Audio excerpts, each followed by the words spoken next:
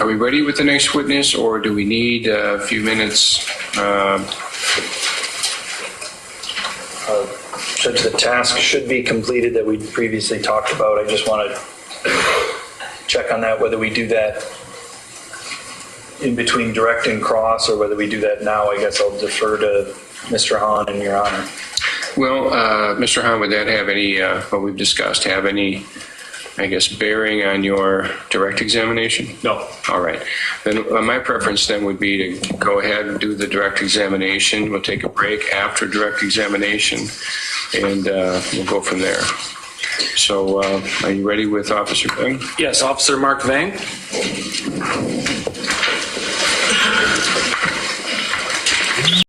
Recording. They did introduce that or play that for Joe Shane. And it also includes all kinds of other information. They don't have a timestamp on that as to what this clip is. I object to the full transcript because there's all kinds of other hearsay from all kinds of other people. And I object to the partial transcript because the tape's not played. The tape's never played. If they want to ask, that's just not how you use a different witness to impeach a witness. If they want to get Mr. Stalker up there and ask, did Joe Shane Charlin say the following? Blah, blah, blah, blah, blah. And Mr. Stalker says, yes. If they get to do that, but the transcripts don't come in, the audio recording doesn't come in, that's not proper. Is the state introducing this evidence as prior inconsistent statements of Joe Shane Carlin? Is that? Yes, Your Honor. Only the lines contained in the document in front of you, the full recording as well as the transcript is for context, since these lines came from that recording, from the subsequent transcript that Jason Stalker reviewed and determined was accurate, and then that's how we get to these few lines. So you're not asking to play this recording to the jury? No, Your Honor. I'm simply requesting to publish these few lines from that transcript. And that's what you provided to the court would be from a page identified as DOJ 004443 with basically five lines of text. Yes, Your Honor.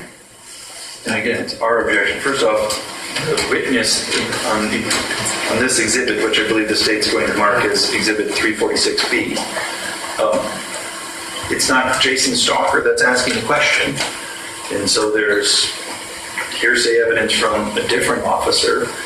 It's Joe Shane Carlin's answer that they don't get to put in through the transcript, especially if they don't play the tape, and they didn't play the tape for Mr. Carlin. If they want to ask the witness, did Mr. Carlin say the following words? I understand they get to do that. Okay, but we're not talking about the whole transcript or the recording being published for the jury. That just be in the record, I guess, to support this. If there's a stipulation that this is what he said and that this was an accurate statement, maybe you can handle it that way. This, again, this redacted partial transcript then could be an exhibit, and if you're not challenging that it is accurate from that transcript. Now, on the evidentiary issue, it would seem to me that if Deputy Stalker observed the statement made by Joe Shane Carlin, the question just gives the answer context, and it's a statement, a prior inconsistent statement. If he witnessed that statement, I think that's an appropriate way to introduce that inconsistent statement. I understand they get to do it, and whoever heard him say that, and I trust Mr. Stalker is going to say he heard Joe Shane Carlin say these words, and they get to do that on the stand, but the transcript doesn't come in. There's no legal basis to put the transcript in, especially when it's a transcript of an audio recording that's not in evidence. They're not putting the audio recording into evidence for this portion. They're trying to put the entire thing into evidence, and they're not playing it for the jury. So how does a transcript of a piece of evidence that's not put in, what's the manner in which they put that in? What's the admissibility basis? Mr. O'Dodd? Your Honor, if the problem is if they'll agree that the that page 34 is accurate, then I agree. I don't believe that the audio recording and the full transcript is needed. But I do believe if they're not, then it's needed to show the accuracy of page 34. Okay, well, I think that if he's testifying in lieu of the recording and the entire transcript, if he testifies that this is accurate as to what he heard as part of that conversation, his prior and consistent statement, then the court would receive Exhibit 34. It's actually Exhibit 34. Well, not Exhibit 34, I'm sorry, I misspoke. Page 34 of the transcript, as I indicated, DOJ 004443. It'll have to be marked as an exhibit, obviously, but the court will receive it marked as an exhibit if the testimony is to that extent. If there's a dispute about whether this is accurate, then I guess we'll have to, listen to the recording and go through that outside the presence of the jury. But frankly, I think there's some danger in that. Is there information contained in that recording that was already ruled that couldn't come in? Yes, sir. Lay opinions, 3 or 4 by Mr. Carlin? Yes. We're not agreeing, but we're also not contesting. And so I understand Okay. Your Honor's ruling. All right, it's not a stipulation, but again, if there's no opposition to this coming in when it's offered, Other than the Then- opposition we've already made. well, yes, your objection is noted for the record, but again, if this is a prior and consistent statement the state is offering, and they can do it this way. And do you want this back to have this marked? Yes, please. Those are the only objections that I have regarding pieces of evidence with Mr. Stalker. I don't know if the state has anything else to bring up with Mr. Stalker. Just to be clear, the defense is not requiring the full transcript or the recording to be put into evidence in order We're to. objecting to that, correct. Okay, so I will just move forward with this one. All right. As far as Mr. Stalker, he did call me this morning that he has a very sore throat and a hoarse voice. So I was going to we're going to introduce the journals to him. I was going to have him read those for the jury when they are published. Given his voice concerns, I was wondering if the court or defense would allow someone else to read them. Are you talking about the journals We're not. that are agreed to in terms of the redacted versions that are Yes, agreed to? What was previously been called silence broken in journal number 2, not the white and blue journals that Okay. were previously referenced. Thank you for that clarification. The defense would object to anybody reading it if the written version is marked and put in. Display it for the jury. The jury, assuming can all read it, they don't need things read to them. There's no that's cumulative. This isn't a presentation of that. If the state wants to read it as part of their closing, they certainly can. But other than that, it's just words on a piece of paper, and the piece of paper comes in. We're not going to start reading every piece of paper that gets put into evidence. All right, I can't remember who had other people read. The state asked witnesses to read the back of books. The defense has not asked anybody to read Okay. items. Fair enough. The exhibits can come in. We don't have to have investigator Stalker read them. We can publish them up on the screen and give the jury an opportunity to read them, and when they've read them. We'll leave it up there until everybody's had a chance to read them. I would have no objection if they want to make 13 copies and pass them out so everyone has an individual copy in there, if that's a more efficient way for them to read them. I don't. Okay, For you, Judge, that's what we'll do. that will work as well. Okay. And frankly, I think, and I just want to add to that, another thought is that I think it would be better to do it that way rather than to have someone forensically present this and then put emphasis in certain parts in the way that it's presented. I think as a written form, you can read it. You don't have to have somebody perform it, so to speak. Okay. The judge on the silence broken, I'm holding it up now. It's been redacted in the way in which we've asked them to cross matters out. I would now be asking that instead of having black lines across the first page, let's just delete that portion and have it start on the next page where it said you could have Ezra McCandless silence broken when it started, and then let's just go to making them ask fit. There's no reason that the jury needs to essentially get circumstantial evidence that there has been matters that have been excluded. They don't need to see the portion that's crossed out when it's such a large chunk on the page. They can just, in the digital world, they can now just print out the copy of which the content is. They don't need to see that things have been crossed out. Any problem with that? Judge, I do think it's taking, my recommendation would be just to inform the jury, the parties both agree there's certain portions that are not relevant. Those have been excluded. The relevant portions are now available.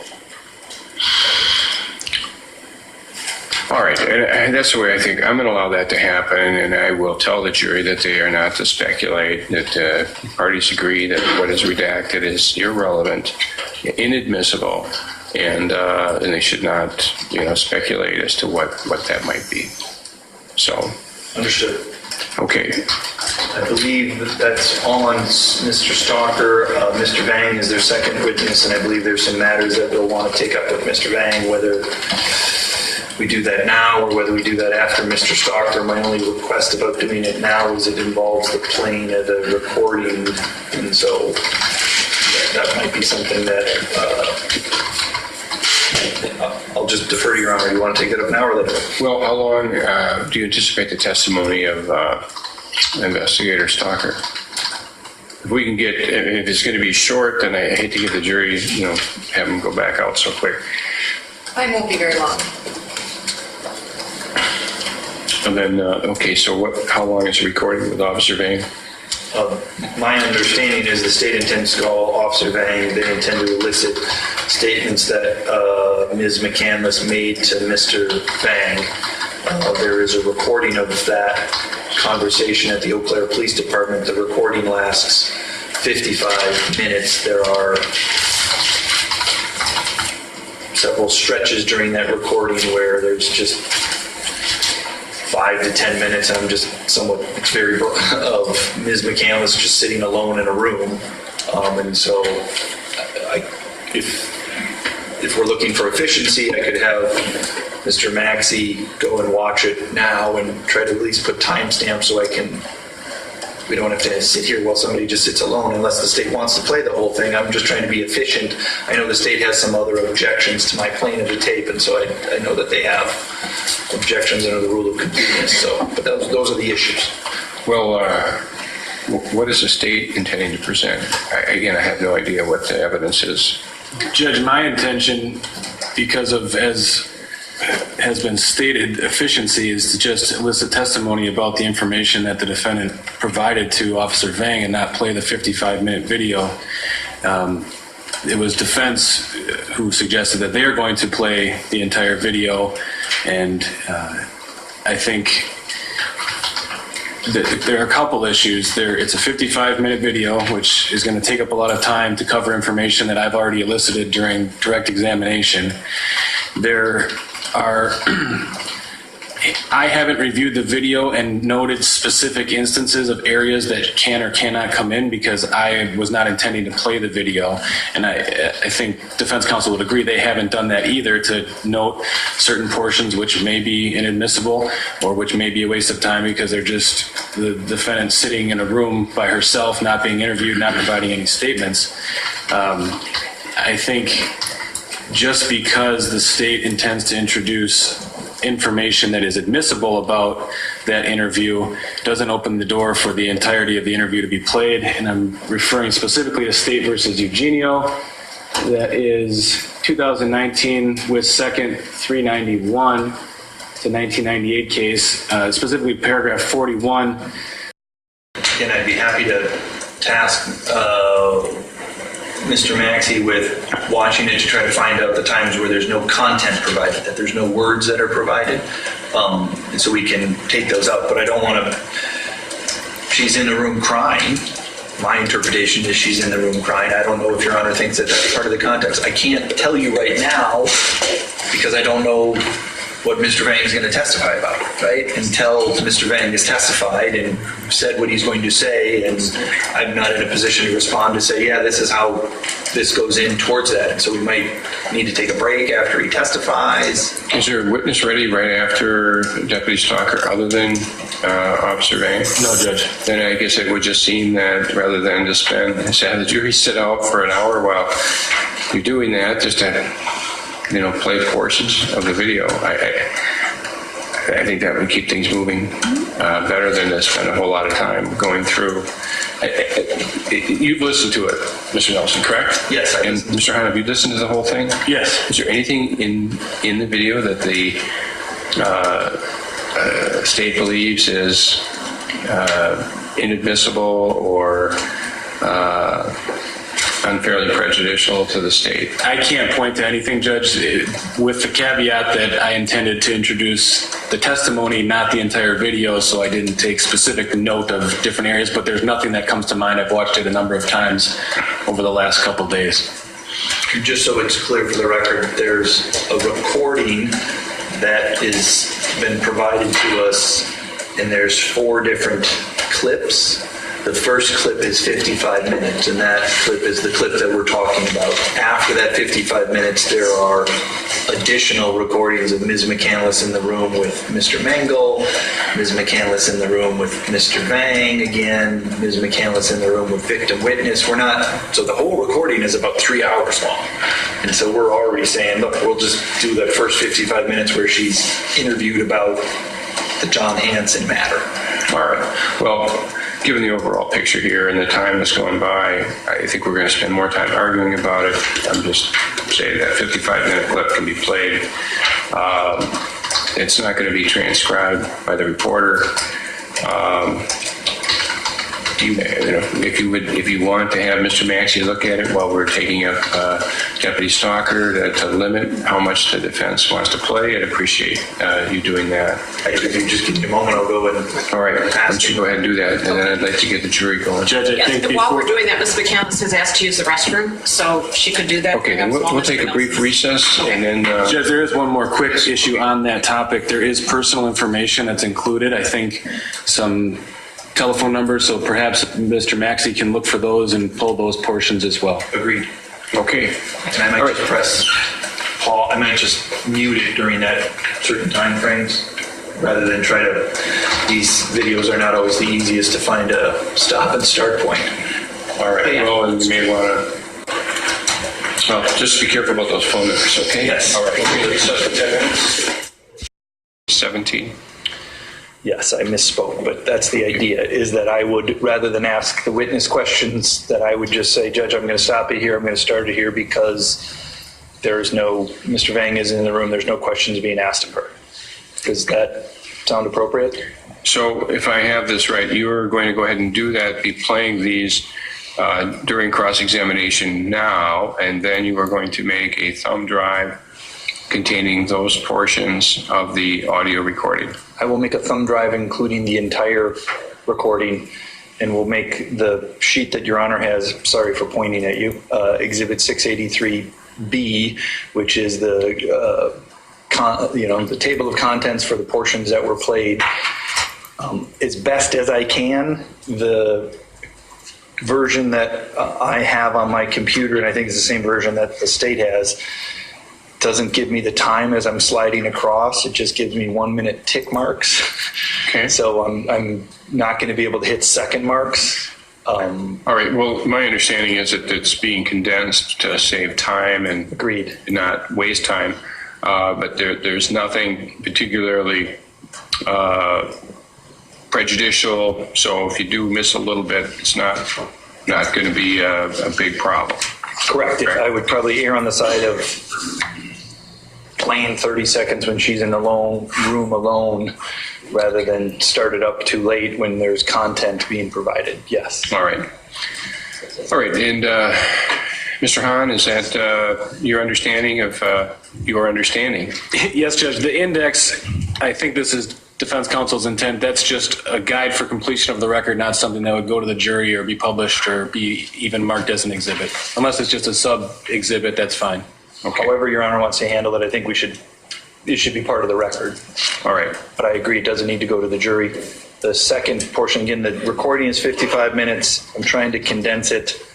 I understand it's the state's preference that if after I play the tape, we can conclude Mr. Vang's cross-examination prior to taking a lunch break. I have some questions to ask after the tape is done, but it's obviously most of the content is in here, and so I'm going to be, hopefully, I understand you may disagree, but I hope to be a short cross. Very well. Okay, ready to proceed? Yes, sir. All right, then let's bring the jury in.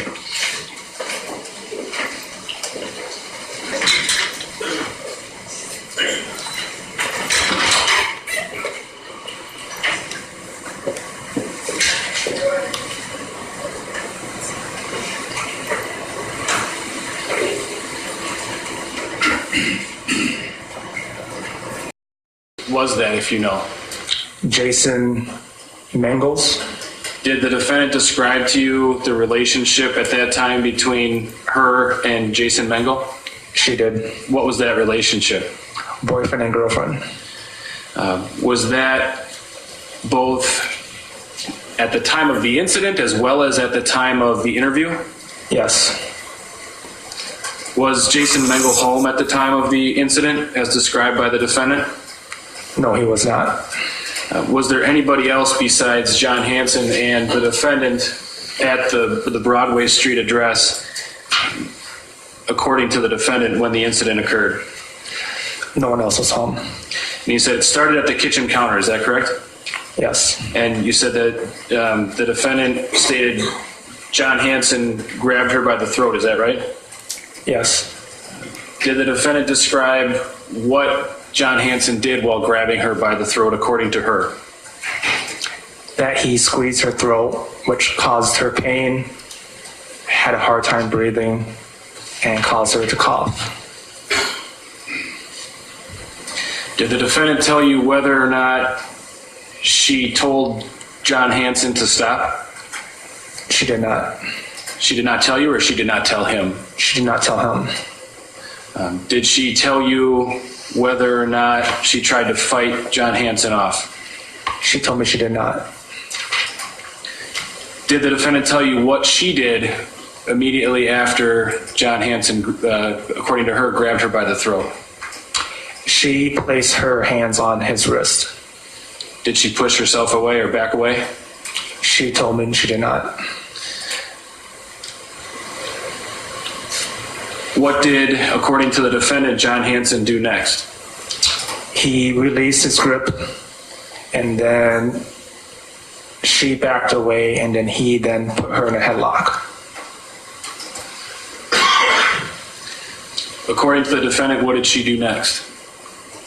She did not fight back, and she only put her hands up. According to the defendant, did John Hanson release her? He did. And according to the defendant, what did she do?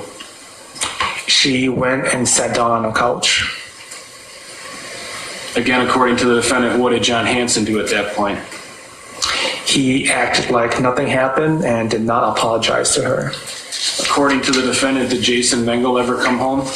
He did. When did that occur in relation to the physical contact as stated by the defendant? Shortly after Jason came home. Did the defendant tell you whether or not she told Jason what she claimed happened? She did not. She did not tell you, or she did not tell Jason? She did not tell Jason. Did she say why she didn't tell Jason? She told me that she felt scared and ashamed. During your contact with the defendant, did you see any bruising or injuries on her? I did not. Is that something you would look for given the nature of what was being discussed? Yes. Now let's move on to the second incident that the defendant described to you. Where did that occur? At an address outside the city of Eau Claire. Whose residence was that, according to the defendant? John Hanson's. When did that incident occur? According to her, a couple days after the first incident. According to the defendant, how did, was this another incident between John Hanson and the defendant, according to her? Yes. How did the two come in contact, according to the defendant? Ezra was invited to John's residence, and John was the one who picked her up and brought her there. Did the defendant say why John invited her to the residence? To talk about what happened. Did the defendant tell you whether Jason Mengel was around the area during that second incident? No, she stated that he was off at training. Was that military training? Yes. Did the defendant tell you what time John Hanson picked her up? Around 7 p.m. And then he, according to the defendant, drove the two of them to his house? Yes. According to the defendant, what did they do when they arrived at his house? They both started drinking and got intoxicated. Did the defendant tell you what level of intoxication she was under? She told me that she got out to the blackout drunk. Did she say whether or not she got sick? She also indicated that she was throwing up as well. Did the defendant tell you if anybody else was home besides her and John Hanson? She did not mention anyone else.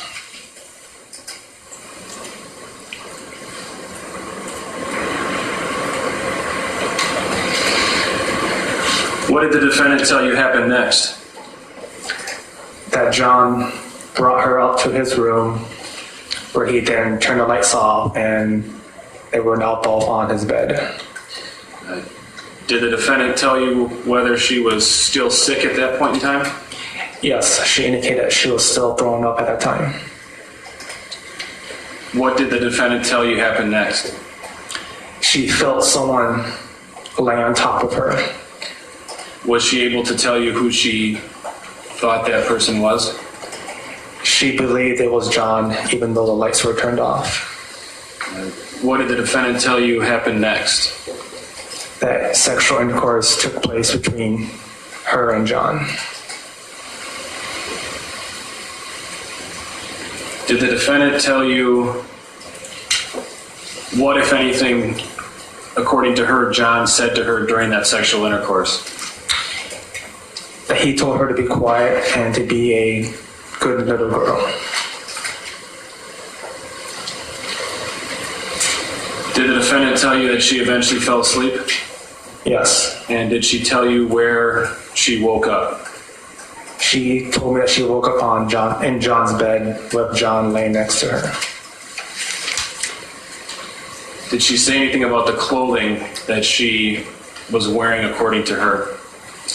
Yes, she indicated that her socks, underwear, and tights were off on the floor, and that she was only wearing her dress. Did the defendant tell you if John Hanson gave her any directions once she woke up? She indicated that John told her to leave his bedroom and go to a different bedroom so that his roommate wouldn't think of anything else. Did the defendant tell you whether she complied with that request? She did. She said she went to a different room and laid in a different bed. What did she tell you happened after she laid in that different room in a different bed? That around 10 a.m. or 11 a.m., John then took her back to Jason's residence.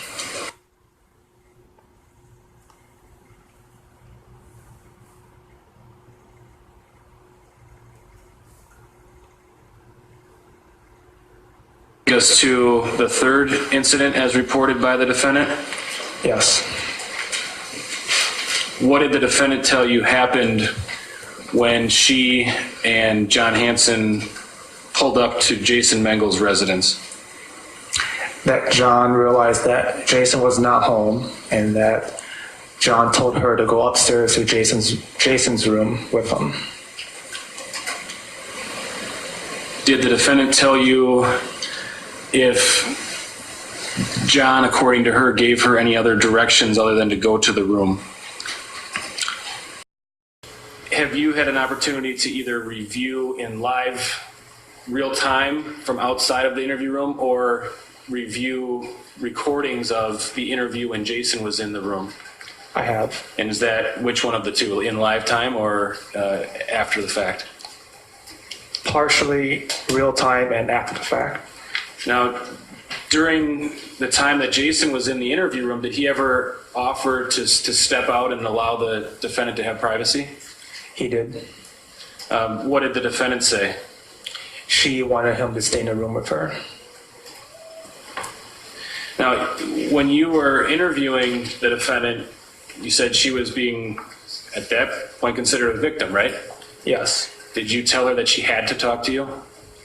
No. Did you tell her that she could leave if she wanted to?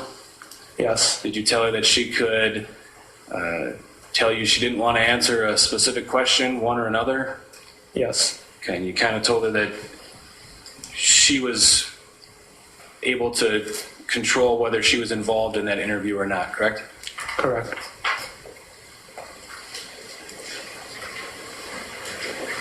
Nothing further, thank you. All right, ladies and gentlemen, we're going to take a recess. Hopefully it's not real long. I'm going to say, how long would you like, Mr. Nelson? 15 minutes enough time? 15 minutes. Okay, then we will take a 15-minute recess. Okay, Jimmy, maybe. And I'd be happy to task Mr. Maxey with watching it to try to find out the times where there's no content provided, that there's no words that are provided, and so we can take those out. But I don't want to, she's in the room crying. My interpretation is she's in the room crying. I don't know if Your Honor thinks that that's part of the context. I can't tell you right now because I don't know what Mr. Vang is going to testify about, right? Until Mr. Vang has testified and said what he's going to say, and I'm not in a position to respond to say, yeah, this is how this goes in towards that. And so we might need to take a break after he testifies. Is there a witness ready right after Deputy Stalker other than Officer Vang? No, Judge. Then I guess it would just seem that rather than to have the jury sit out for an hour while you're doing that, just to play portions of the video. I think that would keep things moving better than to spend a whole lot of time going through. You've listened to it, Mr. Nelson, correct? Yes, I And listened. Mr. Hahn, have you listened to the whole thing? Yes. Is there anything in the video that the state believes is inadmissible or unfairly prejudicial to the state? I can't point to anything, Judge, with the caveat that I intended to introduce the testimony, not the entire video, so I didn't take specific note of different areas, but there's nothing that comes to mind. I've watched it a number of times over the last couple of days. Just so it's clear for the record, there's a recording that has been provided to us, and there's 4 different clips. The first clip is 55 minutes, and that clip is the clip that we're talking about. After that 55 minutes, there are additional recordings of Ms. McCandless in the room with Mr. Mengel, Ms. McCandless in the room with Mr. Vang again, Ms. McCandless in the room with victim witness. So the whole recording is about 3 hours long. And so we're already saying, look, we'll just do the first 55 minutes where she's interviewed about the John Hanson matter. All right. Well, given the overall picture here and the time that's going by, I think we're going to spend more time arguing about it.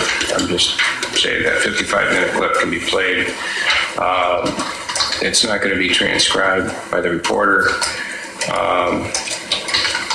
If you want to have Mr. Maxey look at it while we're taking up Deputy Stalker to limit how much the defense wants to play, I'd appreciate you doing that. If you just give me a moment, I'll go and All right, why don't you go ahead and do that, and then I'd like to get the jury going. Judge, I think Yes, while before... we're doing that, Ms. McCandless has asked to use the restroom, so she could do that. Okay, then perhaps while we'll Mr. take a brief Nelson- recess, and then... Judge, there is one more quick issue on that topic. There is personal information that's included. I think some telephone numbers, so perhaps Mr. Maxey can look for those and pull those portions as well. agreed.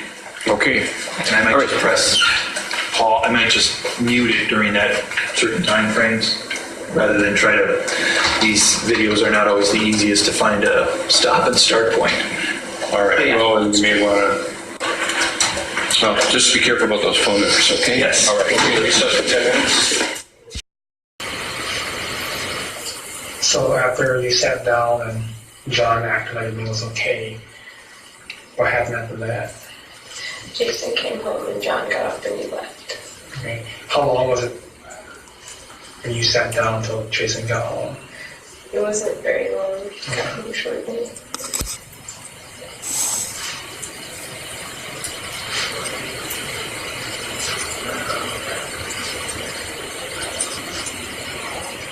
Did you tell Jason what happened? I told him everything tonight. Okay. But at that time when it happened, you didn't tell him. Okay. That's what he's so upset tonight. Was there a reason you didn't tell Jason what happened that night or that day afternoon? So I was really ashamed and I was really afraid.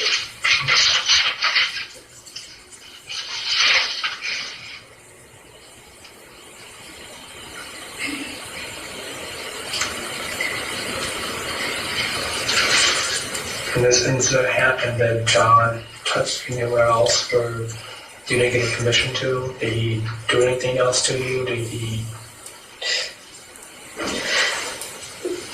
I don't know. Okay. So as far as you know is he just grabbed you by the throat and then put you in a headlock. And each one caused you to have trouble breathing, cough, but you did not black out, lose consciousness. Okay.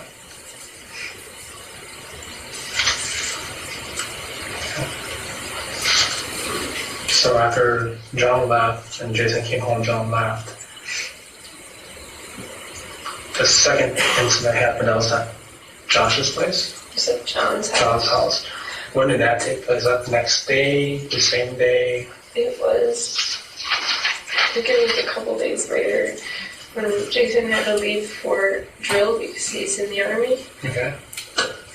And John wanted me to come over to his house to talk about everything and talk about stuff.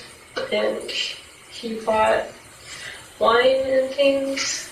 And I thought it would be okay to have some wine and just try to talk and try to understand what was going on. And then I got really, really, really drunk. And I was almost blackout drunk, and I was throwing up. And he had me go upstairs when I started throwing up, and he took me upstairs, and he put me in his bed, and I was throwing up. And I just remember a lot of, I don't know, it's a big mess of a bunch of fumbling and stuff, and it was awful.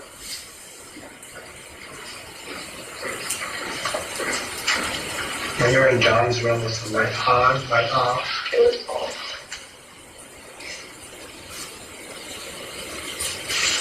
Now when you say fumbling around, was it like someone on top of you, someone laying next to you? Were you... It was on top of me.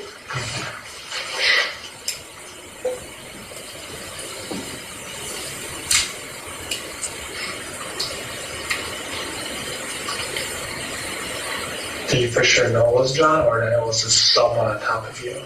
It was John. Okay.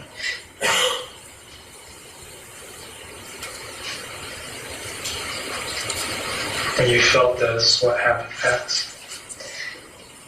It's really hard to remember because of how drunk that I got. Okay. I just remember it was my a lot, and I remember he was on top of me, but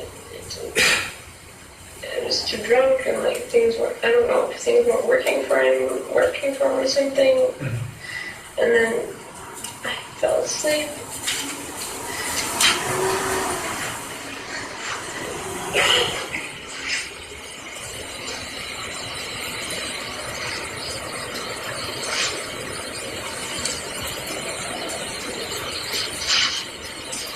I just didn't think it was right. It messed me up really bad.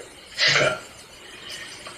Did you think or believe or know, was there any kind of sexual intercourse that happened that night? I think so, but he's telling everybody that there wasn't.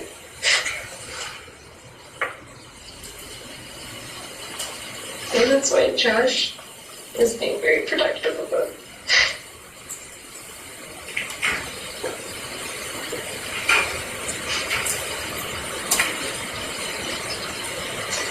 And it hurts really bad because I just want somebody to blame me. Or do you have any pain down there? Any soreness, any redness that you know of? No, Okay. there's no, he didn't use any protection. Okay. No protection?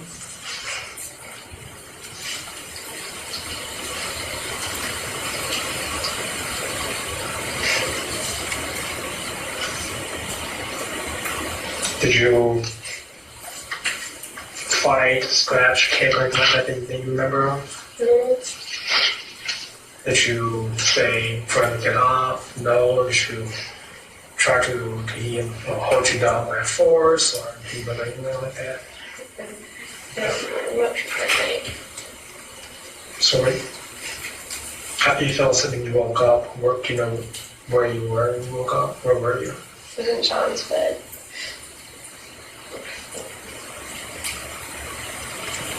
Do you remember having any clothes on, I didn't blankets, cover sheets, anything like I that? had blankets on, but I didn't have my tights on or my socks.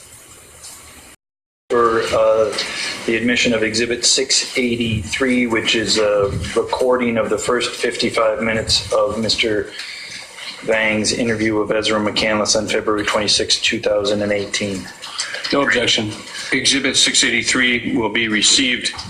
Okay, you may go ahead. Judge, permission to publish. You may. I'd ask the screen be turned on so I can play the.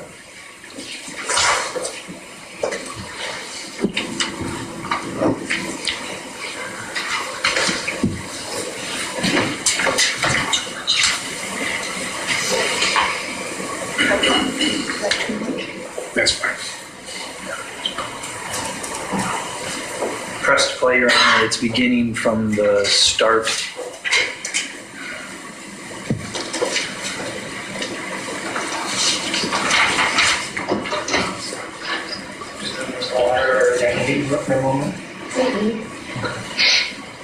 Do you actually mind sitting in that chair quickly? I'll move out the rest of the chairs that way.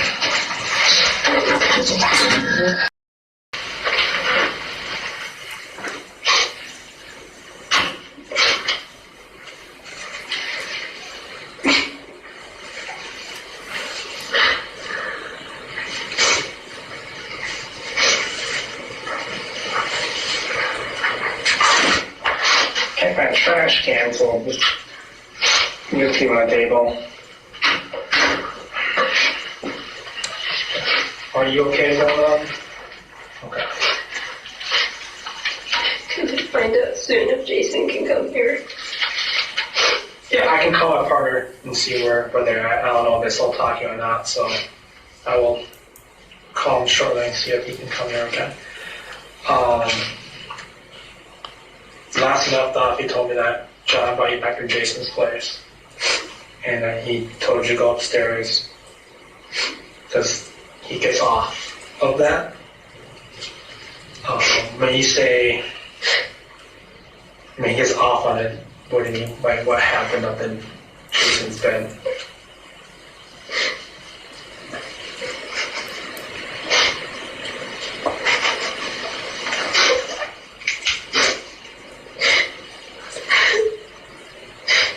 He usually take my clothes off and I let him use me.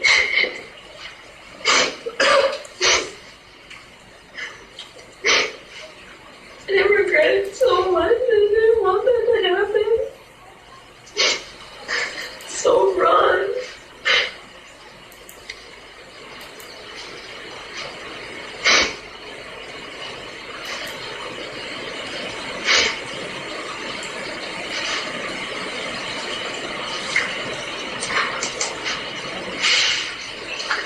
Again, I'm not trying to say this to make you relive what happened, but when you say used me, what do you mean by that?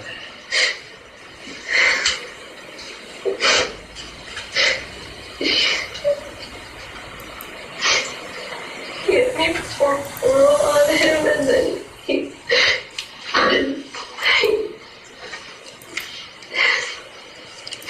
did things to me himself from behind. And he didn't use protection again, even though he should have. Maybe he would have.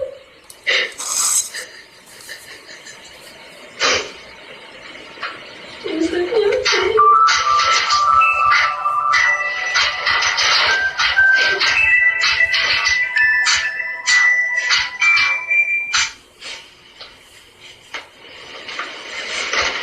When you say the things behind, do you mean like sexual intercourse? Okay. Did you know if he used his penis, or did he use an object, or his hand? He uses his feelings.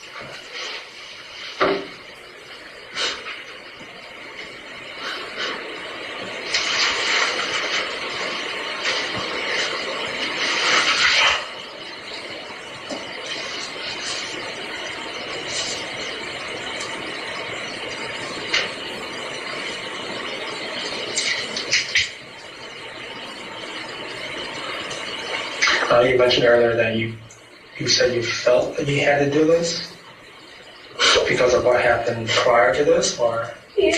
Okay.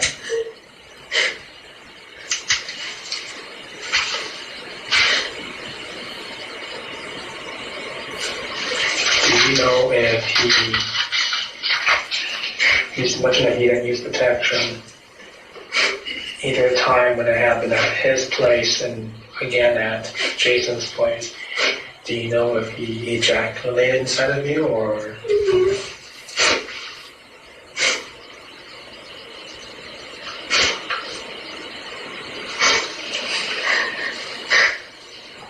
I couldn't afford Plan B the next day, and that's what I wanted to do. I'm sorry? I wanted to take Plan B the next day, but I couldn't afford it. I was so upset.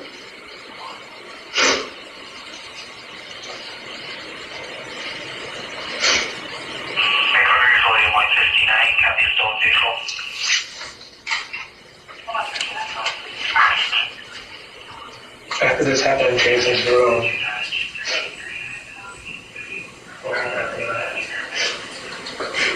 After that, I just went and got coffee.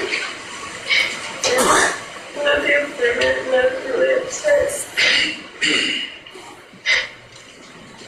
you got coffee at a store, or At Macy's, where's that at?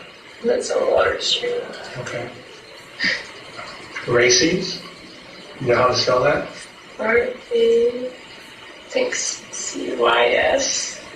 Is that, It's by the pickle. okay. So it's like the side viewing the window, viewing the river, correct? Okay. Okay, so you went and got coffee there. What did you do, or where did you go? I don't really even remember. It's like I shut down. I went on autopilot.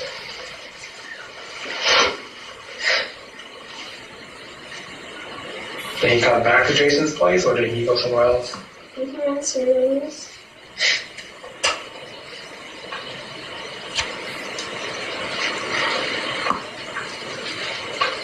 Okay, so he went somewhere else. I can remember now what he said the night at his house. What did he say? When he was on top of me, he just kept telling me to be quiet and he kept calling me a little girl. That was so weird to me. And I told Jason about it and it made him really upset. And I really vividly remember it. I didn't like that.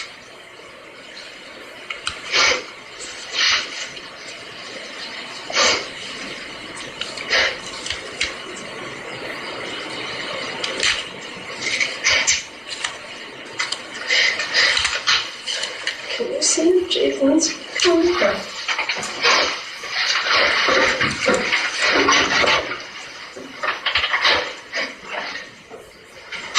Judge, I'm stopping it at 20:55:54, and I'm not. The defense does not intend to play any additional portions of the recording. Right.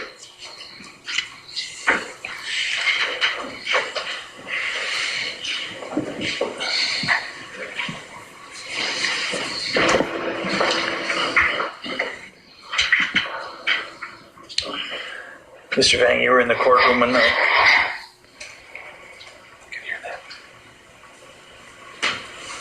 Sorry about that. You were in the courtroom when the recording was played? Yes, I think I misspoke before. This contact that you had with Ms. McCandless was on February 26th. Is that right? correct. Okay. I don't know if I said it was on the 27th or the 26th before, but you were talking about February 26th, 2018. Agreed? Yes, And just to kind of give the big overview of things, you were responding to a check person call. Is that right? yes, And the check person call was in relation to a person named Jason Mengel. Agreed? yes, There was another officer from Eau Claire Police Department named of Tyler Stevens that was also involved, correct? yes, You and Mr. Stevens went there because Josh Trinkler called the police to say he's worried about Jason Mengel, correct? yes, And then you went there and you gathered some basic information, correct? yes, In particular, you talked with, or you heard somebody talking with Jason Mengel, right? yes, And what you came to learn is that he was extremely upset, yes, angry. yes,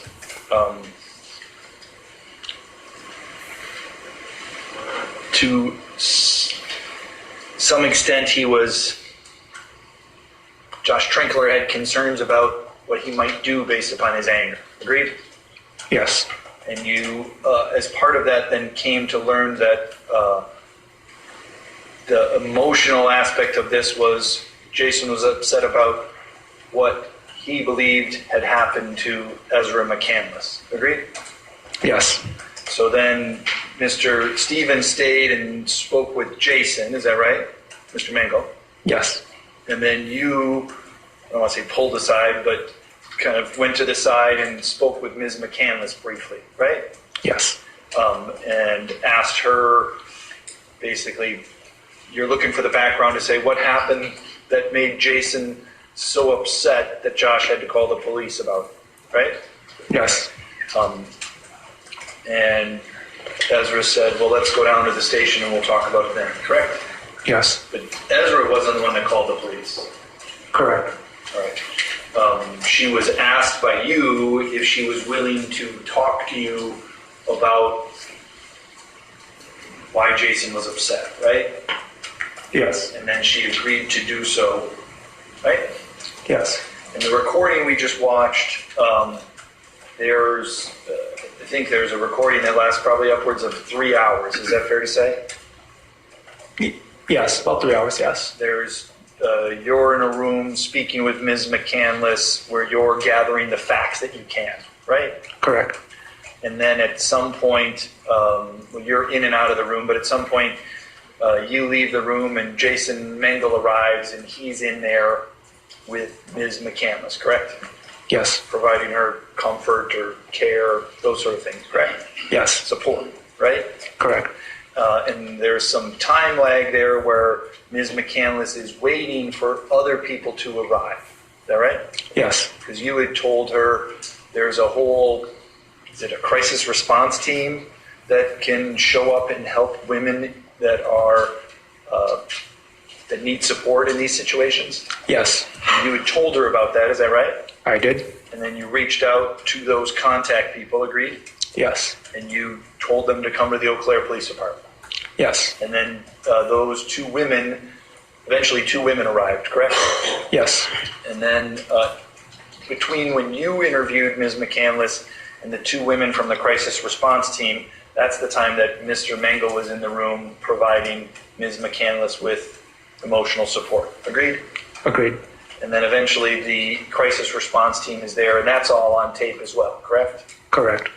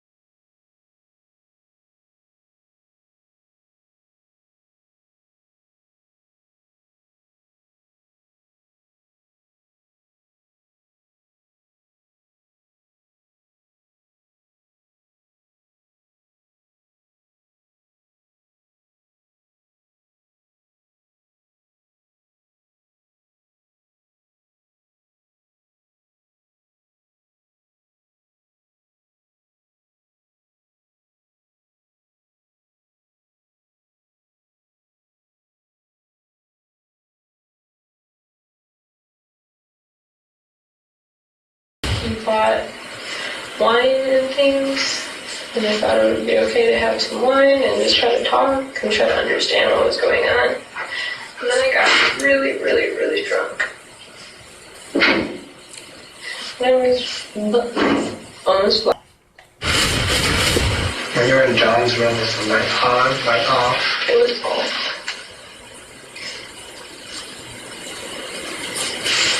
Now, when you say falling around, was it like someone on top of you, someone laying next to you, or you? It was on top of me.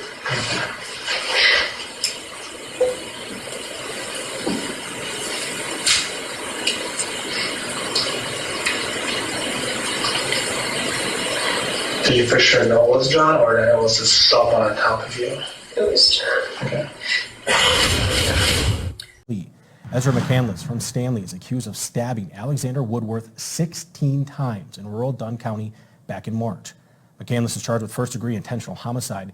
She pleaded not guilty in May. She did not change her plea today, but her attorney told the court they'd like more time to review her options. Now the court has set a deadline of October 12th for a decision to be made. A verdict in the Ezra McCandless homicide trial in Dunn County came down around 8:30 this evening. We, the jury, find the defendant, Ezra J. McCandless, guilty of first-degree intentional homicide as charged in the information. McCandless is guilty in the 2018 stabbing death of 24-year-old Alex Woodworth. Today, Dunn County District Attorney Andrea Nudoff stated McCandless purposely staged the crime scene on the muddy road in the town of Springbrook in March of 2018, and that the wounds on McCandless were not consistent with being attacked. The prosecution also maintained McCandless' testimony doesn't match up with her previous statements with police. However, in the defense closing argument, they again said McCandless was fighting for her life and acted in self-defense, rebutting a previous claim by the state defense attorney Aaron Nelson, saying McCandless had no need to kill Alex because he was no longer in her life. Ezra McCandless faces a possible sentence of life in prison. McCandless will be sentenced Friday, February 7th, 2020.